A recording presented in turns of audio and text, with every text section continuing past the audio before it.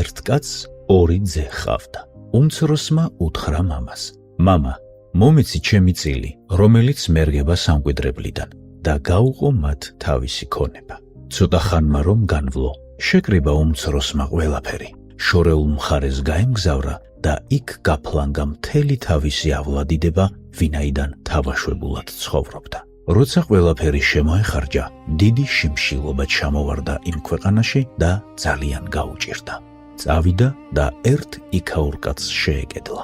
მან კი მინდორში გაგზავნა ღორების მწყემსად. ნატრობდა, ნეტავი ღორების საჭმელი რკოთი ამომავსებინა მუცელიო.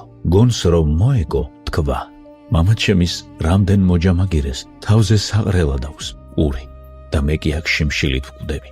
ავდგები, მივალ მამა ჩემთან და ვეტყვი: მამი, ცოდეცის მიმართდა შენს წინაშე და აღარ ვარ იმისი ღირსი, რომ შენი ძე მერქვას, მაგრამ მოჯამაგირედ მაინც დამიყენე. ადგა და მამამისისაკენ გასწია. ჯერ კიდევ შორს იყო, რომ მამამ დაინახა და შეებრალა იგი. გამოიქცა, კისერზე მოეხვია და კოცნა დაუწყო. შვილმა უთხრა: მამი, ვცოდეცის მიმართდა შენს წინაშე და აღარ ვარ იმისი ღირსი, რომ შენი ძე მერქვას. ხოლო მამამ თავის მონებს უთხრა: მოიტანეთ სამოსელი პირველი და შემოსეთ იგი. გაუკეთეთ ბეჭედი ხელზე და ფეხთ ხამლები ჩააცვით. მოიყვანეთ ნასუქი ხბო და დაკალით. ვჭამოთ და ვიმხიარულოთ, რადგან ეს ჩემი ძე მკვდარი იყო და გაცოცხლდა, დაკარგული იყო და გამოჩნდა. დაიწყეს მხიარულება. ხოლო უფროსი ძე ყანაში იყო და როცა შინ მიმავალი მიუახლოვდა სახლს, სიმღერისა და ფერხულის ხმა შემოესმა. მოუხმო ერთ მონათაგანს და ჰკითხა: რა ამბავია? შენი ძმა მოვიდა და მამაშენმა ნასუქი ხბო დაკლა, რა კი სახსალამათი დამიბრუნდაო.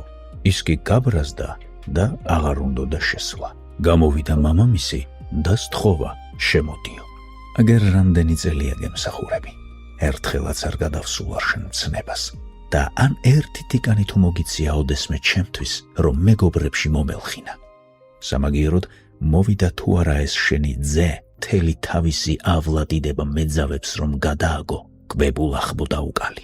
შვილო, შენ ყოველთვის ჩემთან ხარ და ყველაფერი რაც მაქვს შენია. ამჯერად კი გვმართებს ვიხაროთ და ვიმხიარულოთ, ვინაიდან ეს შენი ძმა მკვდარი იყო და გაცოცხლდა, დაკარგული იყო და გამოჩნდა. იმისთვის რომ ჩვენმა პროექტმა განაგრძოს მუშაობა და განვითარება, გვჭირდება თქვენი მხარდაჭერა და თანადგომა. დაეხმარეთ არხს განვითარებაში.